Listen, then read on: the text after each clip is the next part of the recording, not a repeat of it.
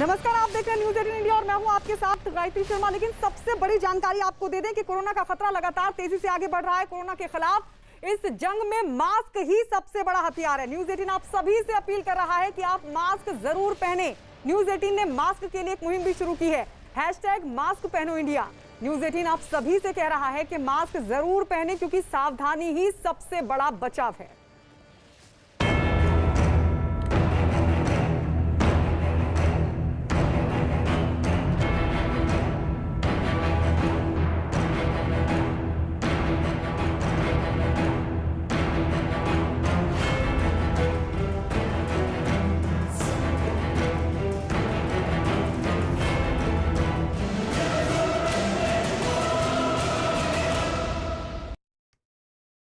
और इस वक्त एक बड़ी खबर महाराष्ट्र से। महाराष्ट्र सरकार के मंत्री और एनसीपी नेता नवाब मलिक ने रेमडेसिविर इंजेक्शन की कालाबाजारी का ठीकरा बीजेपी पर फोड़ा है। नवाब मलिक ने बीजेपी और दवा कंपनी में मिलीभगत का आरोप लगाया और साथ ही उन्होंने बीजेपी के पूर्व विधायक पर राज्य की 3 जिलों में रेमडेसिविर इंजेक्शन बांटने का आरोप भी लगाया।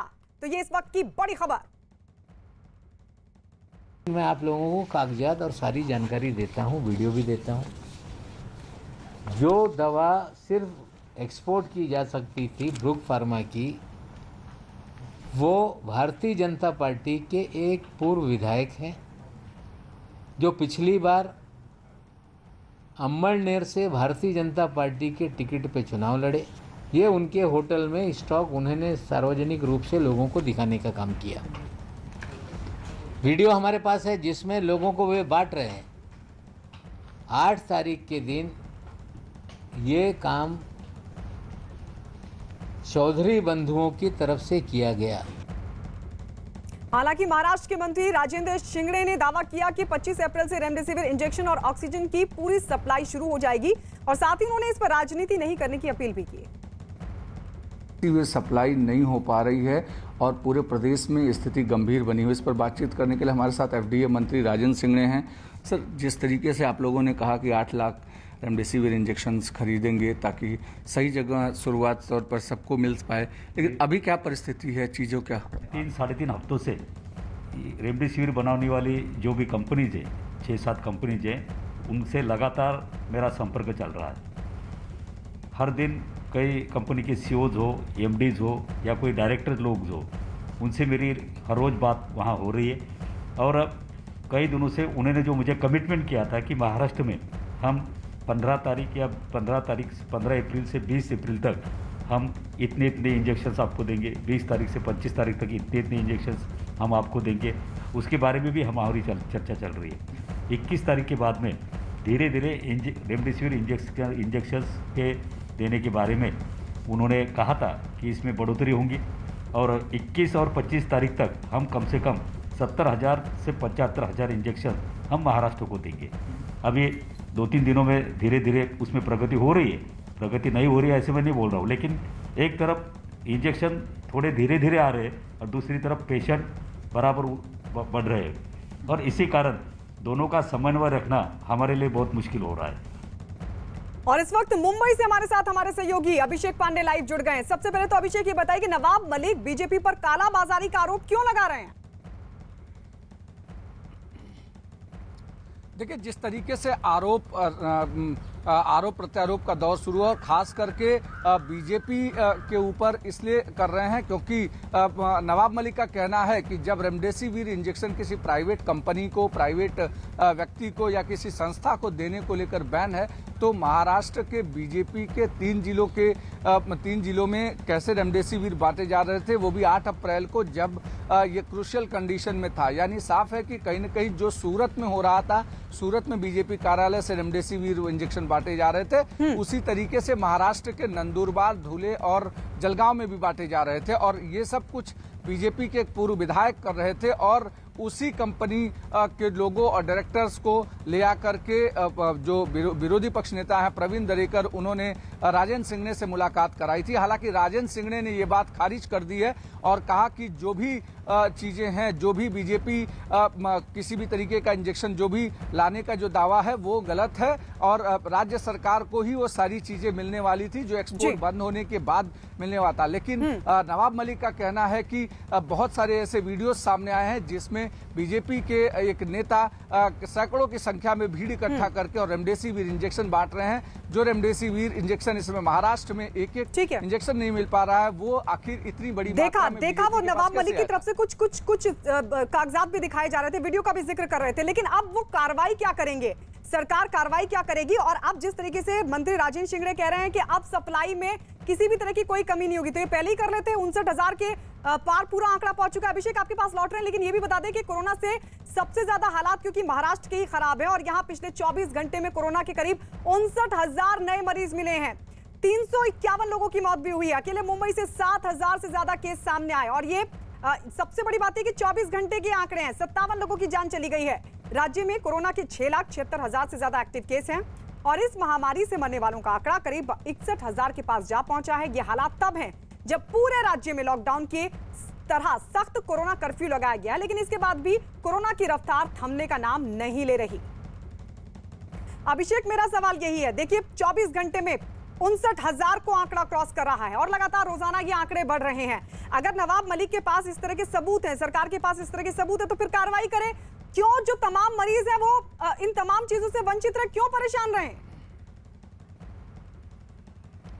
बिल्कुल, बीजेपी भी यही सवाल खड़े कर रही है। प्रवीण दरेकर ने नवाब मलिक के प्रेस के बाद प्रेस ब्रीफिंग की। उन्होंने कहा कि अगर कोई भी जमाखोरी की बात सामने आ रही है, कोई ऐसा सरकार को लग रहा है कि कहीं पे स्टॉक पड़ा हुआ है, तो उसे पकड़े और उसके बाद जिन भी लोगों के साथ पकड़ा जाए उन पर कार्रवाई की जाए। लेकिन बेबुनियाद चीजों को, खास करके सरकार जब फेलियर है किसी चीज को, किसी व्यवस्था को तय करने में, और खास करके उन्होंने सरकार पर आरोप लगाया कि जो दलाली है वो सरकार की तय नहीं हो पा रही, इसलिए कंपनियां सप्लाई नहीं कर पा रही हैं। इस बीच एक बड़ी खबर आ रही है, वो मैं आपको बता दूं कि महाराष्ट्र में जो केस लगातार बढ़ रहे हैं उसको देखते हुए अभी तुरंत राज्य सरकार ने एक बड़ा फैसला किया है और सभी जगहों पर, खासकर पूरे महाराष्ट्र भर में, सुबह 7 बजे से 11 बजे तक सिर्फ 4 घंटे के लिए ही अनाज की दुकानें, वेजिटेबल्स, उसके अलावा दूध, सब्जी, इन सारी दुकानों को सिर्फ 4 घंटे की ही परमिशन दी है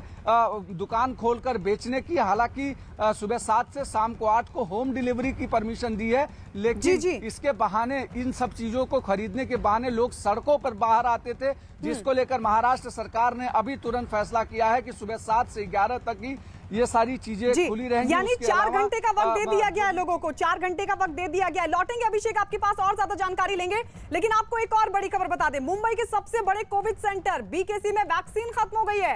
वैक्सीन लेने पहुंचे लोगों को खाली हाथ लौटना पड़ रहा है। ये बीकेसी के हालात हैं जहां पर वैक्सीन हो गई है खत्म। लोग पहुंचे वैक्सीन लगवाने के लिए, लेकिन उन्हें खाली हाथ लौटना पड़ा क्योंकि बीकेसी में वैक्सीन खत्म हो गई। ये हालात सबसे बड़े कोविड के सबसे बड़े सेंटर का। लगातार मुंबई में कोरोना संक्रमण के केसेस बड़ी तेजी से बढ़ रहे हैं। वहीं कोरोना के साथ लड़ाई में सिर्फ वैक्सीन ही ऐसा हथियार है जो लोगों को बचा सकता है। वहीं फिर एक बार जंबो सेंटर के बाहर खड़े हैं। मुंबई का सबसे बड़ा जंबो सेंटर माना जाता है बीकेसी जंबो सेंटर। वहाँ एक बार फिर जो है वैक्सीनेशन की कमी जो है वो देखने मिल रही है। यहाँ पे कुछ लोग जो है वैक्सीनेशन के लिए आए थे। ये पूरा आप वैक्सीनेशन सेंटर देख सकते हैं, पूरी तरीके से खाली करवा दिया गया है। जो वैक्सीन है वो पूरी तरीके से ख़त्म हो गई है। यहाँ पे ये आप लोग देख सकते हैं कि दूर दूर से वैक्सीनेशन लगाने आए थे, बट अब जो है यहाँ पे बोर्ड लगा दिया गया है कि वैक्सीनेशन जो है वो पूरी तरीके से ख़त्म हो गई है। कुछ ही दिन पहले जो है यहाँ वैक्सीनेशन जो है वो ख़त्म हो गई थी, फिर से एक बार वैक्सीनेशन मंगवाई गई थी। वैक्सीनेशन आने के बाद आज फिर जो है यहाँ पे बोर्ड लगा दिए गए हैं कि वैक्सीनेशन आउट ऑफ स्टॉक, और लोगों को अपनी डोज लगाने के लिए थोड़े दिन और इंतज़ार करना पड़ेगा, क्योंकि जिस तरीके से हालात हैं, बहुत ही नाजुक हालात से मुंबई गुजर रहा है। जिस तरीके से संक्रमण बड़ी तेज़ी से फैल रहा है, वैक्सीनेशन ही एक ऐसी चीज़ है जो लोगों को कोरोना के कहर से बचा सकती है। अभिषेक, एक बार फिर से आपके पास लौटते हुए, बीकेसी सबसे बड़ा कोविड सेंटर, क्यों वहां पर वैक्सीन खत्म हुई? क्योंकि आरटीआई के जरिए जो जानकारी मिली है 11 अप्रैल 2021 तक की जानकारी के, जिन राज्यों ने वैक्सीन को बर्बाद किया, 23% देश भर में वैक्सीन बर्बाद हुई, उसमें महाराष्ट्र भी शामिल है। यहां पर भी लाखों डोज बर्बाद कर दी गई।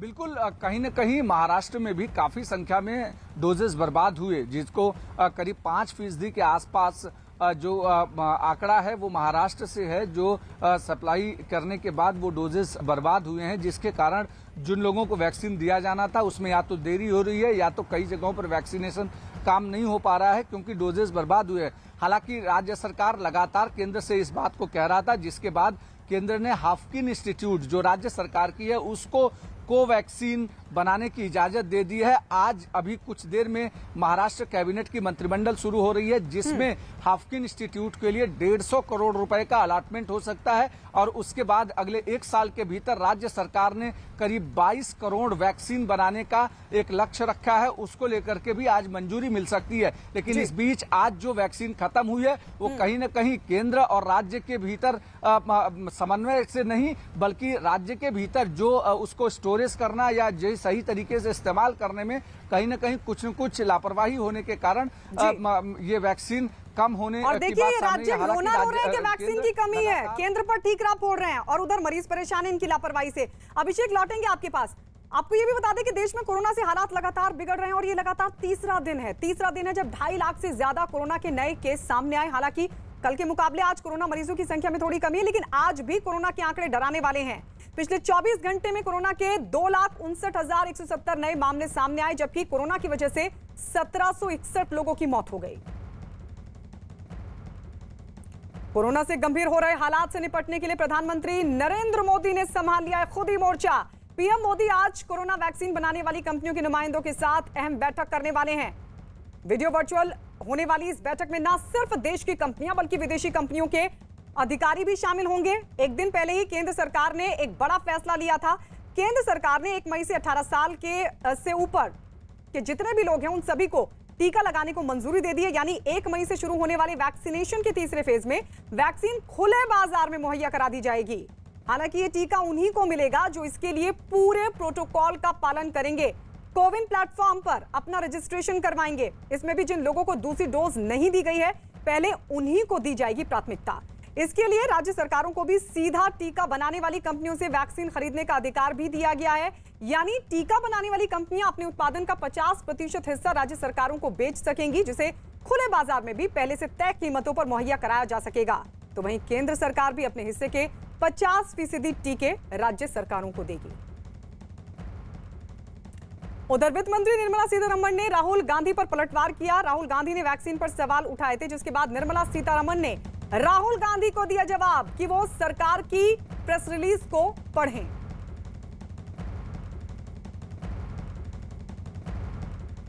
Rahul Gandhi says, why not free vaccines? Why are you allowing free access and why is there no policy in terms of regulation for these vaccine guys? Rahul Gandhi, I would suggest, should read the press release which was given yesterday. The free vaccine is still available in government hospitals. Let's not confuse. And in order to ramp up the production of vaccine, we have released 4,650 odd crores, which will be given both to Serum and to Bharat Biotech. Completely read all the press release material which was issued yesterday. हालांकि कांग्रेस शासित राज्य vaccine पर अब भी सियासत कर रहे हैं। राजस्थान के मंत्री रघु शर्मा ने भी वैक्सीन के उत्पादन पर उठाए सवाल। 18 साल से ऊपर के लोग भी इन्फेक्टेड हो रहे हैं, उनको भी वैक्सीनेट किया जाना जरूरी है। सवाल ये है कि कंट्री के अंदर वैक्सीन का प्रोडक्शन कितना है और बेनिफिशियरी कितने हैं। ये आंकड़ा आज देश के किसी राज्य के पास नहीं है और जितना प्रोडक्शन हो रहा है उसका कितना भारत सरकार ने एक्सपोर्ट किया है, कितना प्राइवेट सेक्टर को दिया है और कितना सरकारों को दिया है। ये ट्रांसपेरेंट मैनर में काम अभी तक हमें पता नहीं है कौन से स्टेट को कितना वैक्सीन।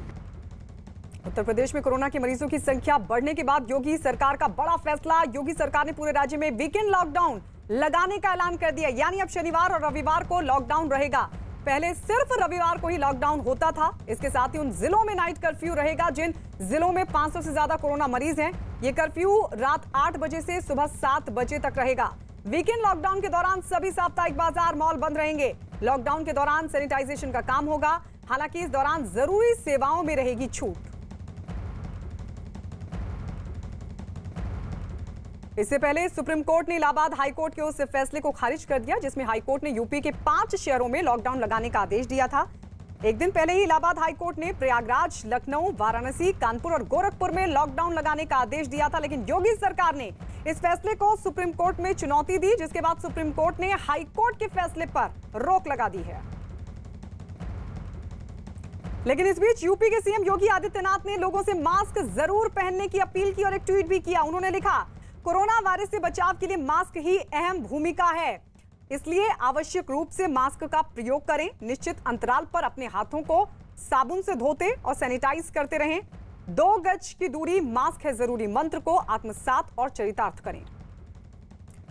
उधर राम जन्मभूमि तीर्थ क्षेत्र ट्रस्ट ने लोगों से अपील की है कि लोग रामनवमी को अयोध्या ना आए और घर पर ही रहकर पूजा अर्चना करें। रामनवमी को बाहर से दर्शन करने के लिए आने वाले भक्तों का प्रवेश बंद रहेगा। राम जन्मभूमि तीर्थ क्षेत्र ने कहा कि ठीक रहेंगे तो बच्चे, परिवार और बुजुर्ग भी सुरक्षित रहेंगे। राम जन्मभूमि ट्रस्ट ने अपील की कि सरकार के निर्देशों का पालन करने में ही सभी की भलाई है। पूजा पाठ, उपवास घर में रहकर किए जा सकते हैं। कोविड-19 संक्रमण बहुत तेजी से फैल रहा है, बढ़ रहा है, जिसके नाते मंदिर प्रशासन के लोग एवं प्रशासन के लोगों के द्वारा निर्णय लिया गया कि आज भोग लगने के बाद 12 बजे के बाद से आज से आम जनमानस के लिए, भक्तों के लिए मंदिर प्रवेश वर्जित। आम जनमानस मंदिर में प्रवेश नहीं कर पाएंगे, भक्त दर्शन नहीं कर पाएंगे। इसके नाते भक्तों से मेरा अपील है, निवेदन है कि आप लोग अपने अपने घरों में ही उत्सव मनाएं। उधर दिल्ली सरकार ने एक बार फिर लोगों से बाहर ना जाने की अपील की। एक दिन पहले ही मुख्यमंत्री अरविंद केजरीवाल ने भी लोगों से दिल्ली नहीं छोड़ने की अपील की थी। आज स्वास्थ्य मंत्री सत्येंद्र जैन ने कहा कि बहुत छोटा लॉकडाउन है, आने जाने में ही समय निकल जाएगा, इसलिए दिल्ली छोड़कर ना जाएं। लॉकडाउन अनाउंस हुआ, बहुत बड़ी संख्या में जो प्रवासी मजदूर थे वो यहाँ से पलायन करने लगे। कल भी पलायन होता रहा और आज भी चल रहा है। क्या सरकार कुछ कदम उठा रही है? देखिए, आपके माध्यम से मैं ये कहूँगा, एक बहुत ही शॉर्ट लॉकडाउन है। आज मंगलवार हो गया है और संडे तक का लॉकडाउन है कि ये तो आने जाने में ही समय निकल जाएगा। 2 दिन जाने के, 2 दिन आने के, तो सबसे रिक्वेस्ट है कहीं जाने की आवश्यकता नहीं, दिल्ली में पूरा आपका ख्याल रखा जाएगा। और इस बीच दिल्ली के मुख्यमंत्री अरविंद केजरीवाल ने लोगों से सहयोग देने की अपील की। उन्होंने ट्वीट किया और ट्वीट करते हुए लिखा, दिल्ली में आज से लॉकडाउन शुरू हो चुका है। ये फैसला आपके स्वास्थ्य और सुरक्षा के मद्देनजर लिया गया है। कृपया इसमें सरकार का सहयोग करें, अपने घर पर ही रहें, संक्रमण से बचकर रहें। वहीं दिल्ली के उप मुख्यमंत्री मनीष सिसोदिया ने दावा किया कि कोरोना मरीजों के इलाज के लिए बेड बढ़ाए जा रहे हैं। क्या कहा उन्होंने, आइए सुनवाते हैं। पैनिक में ना आए, एकदम कोरोना होते ही हॉस्पिटल ना भागें। कोरोना का सबसे बढ़िया और सबसे ज्यादा लोग जो कोरोना से ठीक हो रहे हैं वो होम आइसोलेशन में हो रहे हैं। होम आइसोलेशन में ही रहें। अगर किसी कारणवश बुखार नहीं उतरता है, बुखार ज्यादा आ रहा है या कोई और सिम्टम्स डेवलप हो रहे हैं और आपको खांसी या उस तरह की चीजें ज्यादा बढ़ रही हैं, शिकायत बढ़ रही है, डॉक्टर से कंसल्ट करके आप हॉस्पिटल जा सकते हैं। आपको बेड मिल सकता है। आप ऐप पे जाएं, जिस हॉस्पिटल में आपको बेड है उसी में जाएं। दिल्ली में लॉकडाउन के पहले दिन नई दिल्ली रेलवे स्टेशन पर काफी संख्या में लोग दिखे। स्टेशन पर मौजूद पुलिस वाले बार बार लोगों से सोशल डिस्टेंसिंग बनाए रखने की अपील कर रहे थे। हालांकि रेलवे प्रशासन के मुताबिक स्टेशन पर यह भीड़ सामान्य है।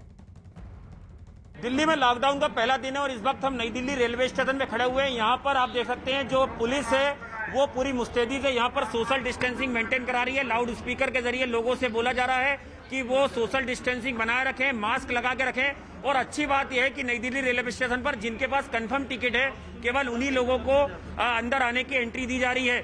और यहाँ पर तमाम जो पुलिस के अधिकारी हैं वो भी यहाँ पर मौजूद है हमारे साथ। यहाँ पर जो यहाँ के एसएचओ हैं वो भी है यहाँ पर, आप देख सकते हैं। और रेलवे की जो टीमें हैं वो भी यहाँ पर पूरी मुस्तैदी से तैनात हैं। क्या तैयारियां हैं आपकी?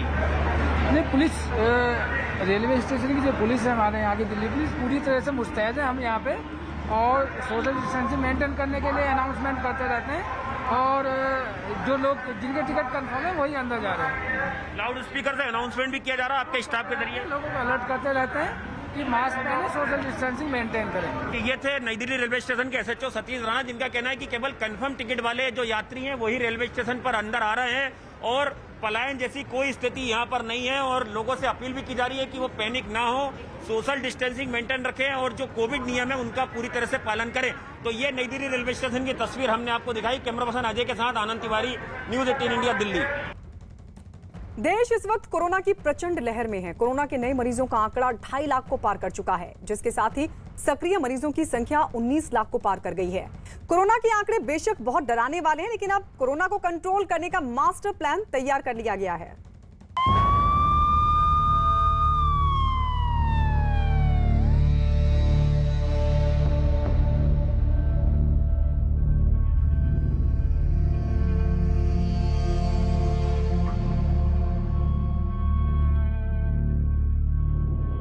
कोविड एप्रोप्रिएट बिहेवियर और कोविड मैनेजमेंट, इन्हीं चीजों पर हमें बल देना है।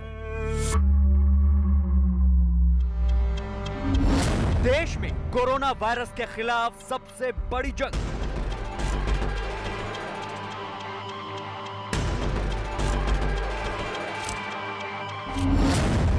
दिल्ली में चौथी लहर पर लॉकडाउन का प्रहार।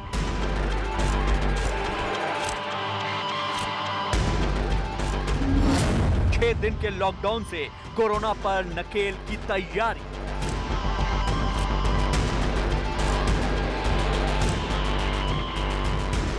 देश की राजधानी दिल्ली की लगातार उखड़ती सांसों को संजीवनी देने के लिए सीएम अरविंद केजरीवाल ने एक बार फिर लॉकडाउन को हथियार बनाया है। यानी पिछले साल की ही तरह इस बार भी दिल्ली 6 दिन तक लॉकडाउन की वजह से कैद रहेगी। दिल्ली में ये लॉकडाउन आज रात 10 बजे से शुरू हो जाएगा और 26 अप्रैल की सुबह 5 बजे तक जारी रहेगा।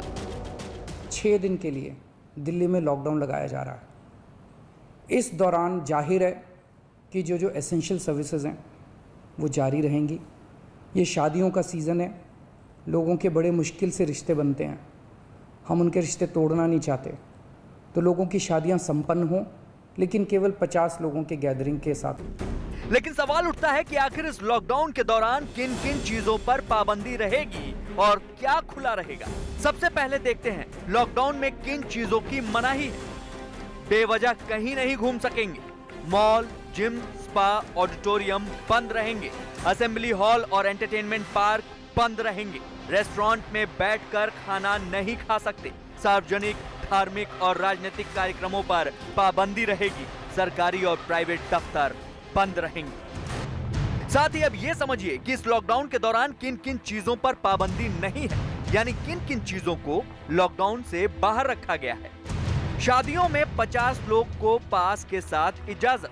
मेट्रो और बस में 50% की क्षमता के साथ यात्रा।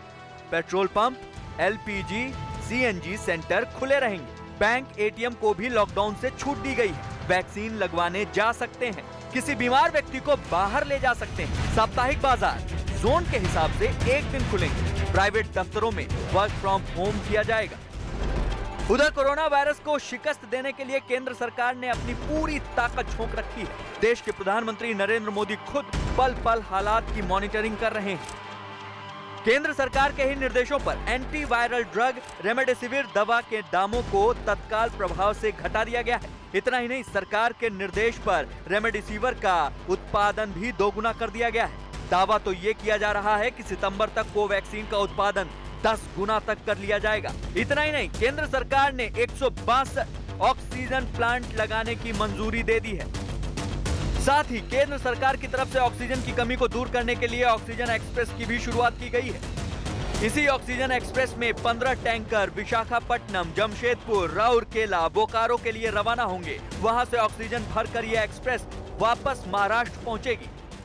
नवी मुंबई के कलम्बोली स्टेशन के जो गुड शेड है उसके यहाँ पर जो यार्ड होता है वहाँ पर, जहाँ पर आप देख सकते हैं कि महाराष्ट्र के लिए आज की तारीख में जिसकी सबसे ज़्यादा अहमियत है वो ऑक्सीजन एक्सप्रेस चलाई जाने वाली है। जिस ऑक्सीजन एक्सप्रेस के लिए आखिरी तैयारियां जो है वो पूरी हो चुकी है लगभग। यहाँ पर आप देख रहे हैं कि ड्राई रन की तरह यहाँ पर एक खाली टैंकर जो है, जो कि लिक्विड ऑक्सीजन लेकर आने वाला है विशाखापट्टनम से, उसको यहाँ पर चढ़ाया गया है। इतना ही नहीं, केंद्र सरकार की तरफ से 6 राज्यों के लिए अतिरिक्त वेंटिलेटर की भी व्यवस्था की गई है। जिनमें महाराष्ट्र को 1121, यूपी को 1700, झारखंड को 1500, गुजरात को 1600, मध्य प्रदेश को 152 और छत्तीसगढ़ को 230 वेंटिलेटर मुहैया कराए गए। महामारी के इस भयावह दौर में डीआरडीओ यानी defence research and development organisation action mode में आ गया है। राजधानी दिल्ली के कैंट में एयरपोर्ट के पास बने कोविड केयर सेंटर को चालू कर दिया गया है। इस अस्पताल में कुल 500 बेड की व्यवस्था है। ये सभी बेड आईसीयू बेड हैं। हालांकि फौरी तौर पर 250 बेड तैयार हो चुके हैं। बाकी 250 बेड को गुरुवार तक तैयार कर लिया जाएगा। कोरोना वायरस के गंभीर खतरे से जूझ रहे मरीजों को यहाँ भर्ती किया जा सकता है। कोरोना के खिलाफ लड़ी जा रही ये जंग भले ही अपने भयावह दौर में है, लेकिन एक बात तय है कि ठोस नीतियों और कोरोना प्रोटोकॉल को अगर सही से अमल में लाया जाए तो इस बेकाबू वायरस की रफ्तार पर ब्रेक लगाया जा सकता है।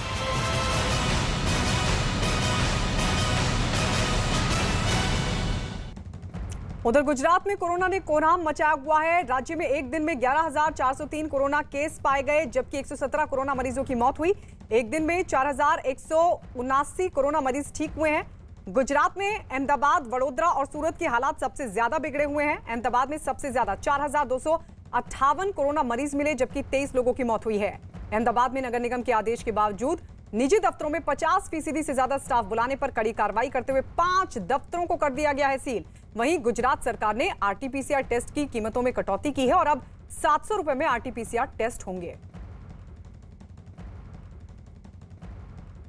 उधर राजस्थान में भी हालात बेकाबू हो रहे हैं। एक दिन में कोरोना के 11,967 केस सामने आ चुके हैं और 53 लोगों की मौत हुई है। जिन शहरों में कोरोना के मामले सबसे ज्यादा हैं वो जयपुर और जोधपुर हैं। जयपुर में दिन में 2011 कोरोना के मामले सामने आए, तो वहीं जोधपुर में 1641 मरीज पाए गए। राज्य में कोरोना के एक्टिव केस 76,641 हैं।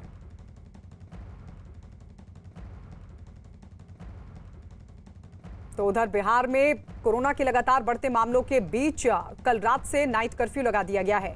15 मई तक रात 9 बजे से सुबह 5 बजे तक ये कर्फ्यू रहेगा। पिछले 24 घंटे में बिहार में 7,487 कोरोना मरीज सामने आए, जबकि 41 लोगों की मौत हो गई।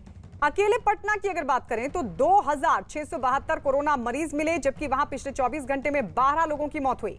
कोरोना के लगातार मामले बढ़ने के बाद पटना प्रशासन ने दुकानों को ऑल्टरनेट खोलने का फैसला किया है।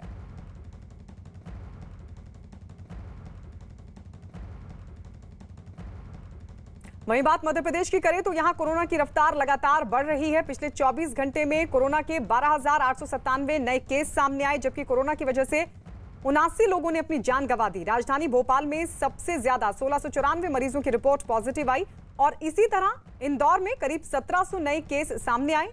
राज्य में अब कोरोना के 74,000 से ज्यादा एक्टिव केस हैं। एक बार फिर से बात मध्य प्रदेश की, क्योंकि लगातार यहां मामले बढ़ रहे हैं और इसके बावजूद भी लोगों की लापरवाही लगातार देखने को मिल रही है। कुछ इसी तरीके का मामला सामने आया तो पुलिस को सख्त कार्रवाई करनी पड़ी। मध्य प्रदेश के देवास की तस्वीरें आप देख रहे हैं।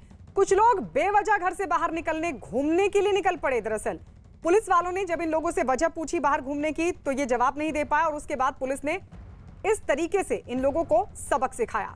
उठक बैठक लगवाई, इन लोगों को समझाया और ये कहा कि मुश्किल घड़ी में कोरोना नियमों का पालन करें और बहुत जरूरी हो तभी घरों से बाहर निकलें। आवश्यक अपने घरों से बाहर नहीं निकले और जो जनता कर्फ्यू लगाया हुआ है, कोरोना कर्फ्यू जो लगाया हुआ है उसका पालन करें। लोग ये सुनिश्चित करें कि सोशल डिस्टेंसिंग के नॉर्म्स का पालन करें, कहीं भी सार्वजनिक स्थानों पर जाएं। इसके लिए पुलिस ने जगह जगह चेकिंग लगाई हुई है। उसी चेकिंग के दौरान जो लोग नियमों का उल्लंघन कर रहे हैं उनके ऊपर कार्रवाई की जाए।